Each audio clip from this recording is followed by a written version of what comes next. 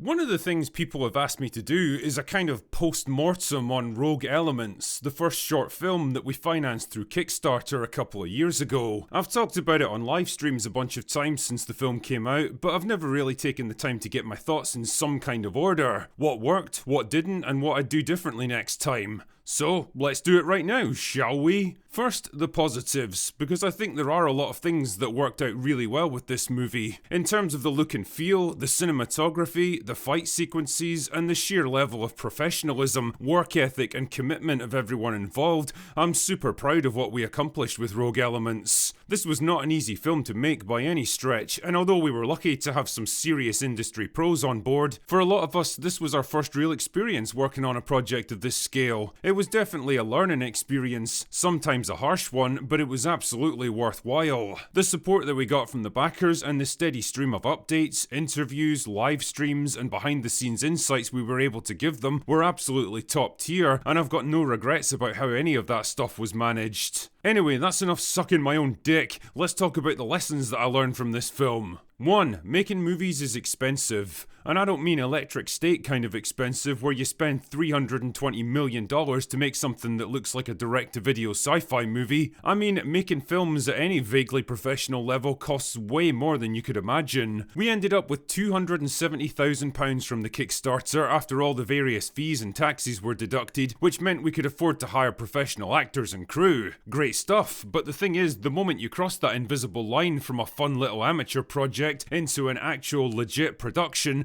the costs and the red tape and the complications skyrocket. Now you have to deal with actors unions and agents and crew unions and health and safety and tax regulations and a million other things that you don't even need to remotely care about when you're just filming a movie with your buddies. Now, I totally get that all of this stuff is in place to keep people safe, and for the most part I absolutely support those kinds of safeguards, but fuck me, it does lead to some pretty absurd roadblocks. Like, imagine you want to have a fight scene in a shallow pool of water for dramatic effect. Well, you're going to need a lifeguard and a paramedic on hand, and the water has to be chemically tested, and the actors have to be briefed on health and safety protocols, and you have to have warm blankets and heaters and probably an on-site therapist as well. This is all stuff that has to be factored into the budget, the timescale, and the script, and because we didn't have much experience with it, it wasn't at first, which resulted in a lot of hasty rewriting further down the roads. But I'll talk more about that soon. Believe that. 2. A scriptwriter has no control over the end product. There's basically 3 versions of the movie. The version you want to make, the version you're allowed to make, and finally, the version you're forced to make. The first version is that magical first draft of the script where you don't have to worry about logistics or budget. The second version is one you're allowed to make after a line producer's worked out how much it's all gonna cost and cuts most of your favourite stuff out. And finally, there's a version you're forced to make once the cameras actually start rolling, when logistical issues on set, bad weather, delay in filming, having to choreograph some challenging fight sequences to tight timescales, and working around the limitations of what the actors could deliver all starts to factor in. In our case, the actress playing the character of Anya had a lot of trouble with her dialogue, forcing a rewrite of most of her scenes. I'd written a big dramatic monologue for her at the end that would basically explain her motivations for being there, her past relationship to Drake, and her warning that she wouldn't be around to bail him out next time. It was a neat way of wrapping up her character's presence in the movie, but because she couldn't nail the delivery and there wasn't time to do like 50 takes until she got it right, there was no choice but for Travis, the director, to quickly rewrite the script and improvise a solution. That is just one example of the many things that you absolutely can't control or predict. 3. We wrote the script all wrong. See, when we first came up with the idea of Rogue Elements, we imagined a tiny budget of just £20,000, which might seem like a lot on the surface, but trust me, it isn't when you're trying to make a film. Anyway, we came up with a very basic script along those lines. Ryan Drake has to sneak into a building of some sort, take out a few guards along the way to rescue his target,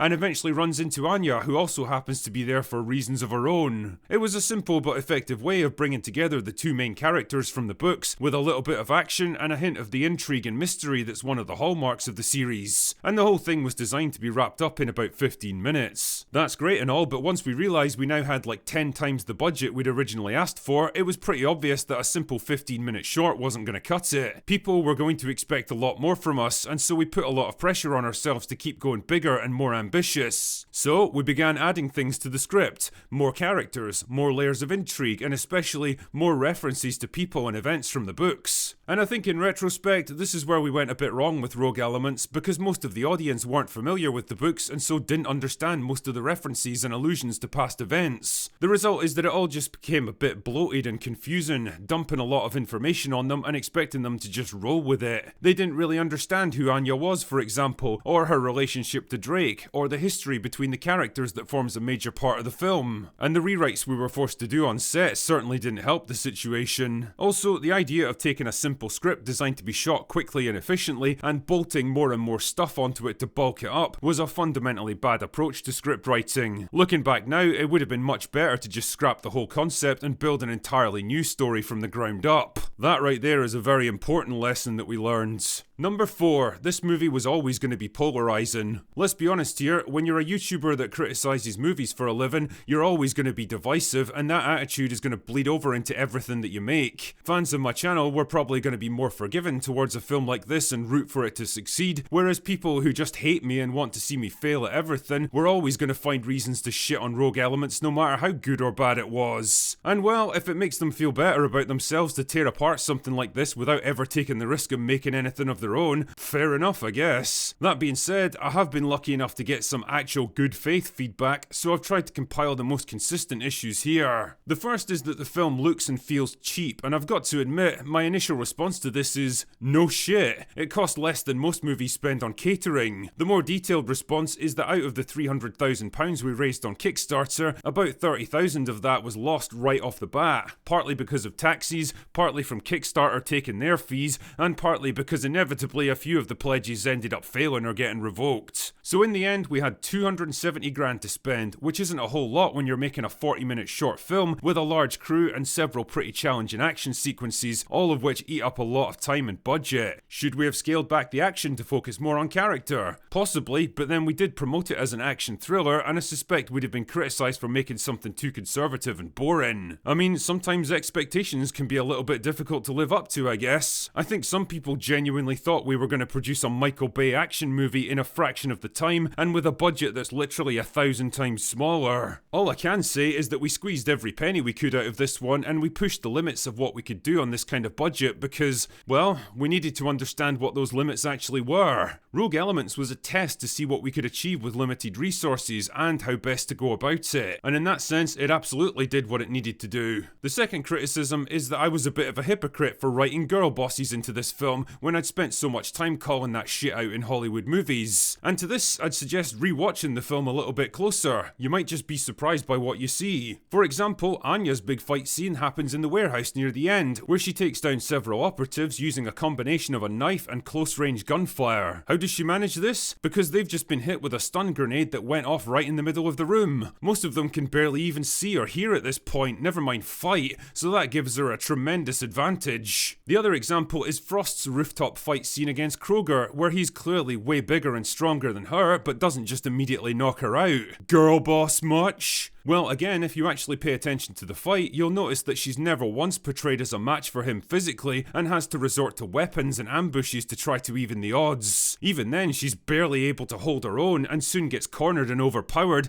and has to be saved by one of her teammates. Kroger even mentions at one point when he has her pinned down that he's not even trying. He's just toying with her basically, drawing the fight out for his own amusement. The whole thing was specifically scripted and choreographed to avoid the kind of girl boss bullshit you see in so many movies now. Yeah, we still wanted it to be exciting and give her a fighting chance at least, but we also did what we could to make it somewhat believable. The other big criticism is that the script writing is just bad and unoriginal, like any other generic action thriller story. And this is actually an interesting one because it gets right to the heart of what we decided to do with this movie. Yes, we absolutely could have produced some crazy experimental piece of surreal existentialism that 90% of the audience wouldn't even understand or have any interest in, but when you're taking your first shot at something like this, and more importantly you're spending other people's money to do it, you're very much aware of the pressure and expectation that's on you. There's a time and a place to take wild creative risks and do something completely out of left field, but for us, this wasn't it. This was a time to play it safer and more conventional, and if people want to criticise us for that, well, I'm happy to take that on the chin. All of this is to say that Rogue Elements for us was very much a first step. It was always going to be an imperfect first step, and in hindsight, it's easy to see where certain things could have been done differently, but ultimately, I think it achieved what we set out to do with it. It basically taught us how to make films, the things that worked well and the things that could have been done better, and now that we have the opportunity to apply those lessons to what we do next, it seems silly not to make use of them. Anyway, this is my long and pretty rambling way of getting down my thoughts about this film, what I learned about it, and well, what I hope to accomplish next. And I'm sorry if I've bored the arse off you, but if you're interested to learn a bit more about it, then there it is. Anyway, that's all I've got for today. Go away now.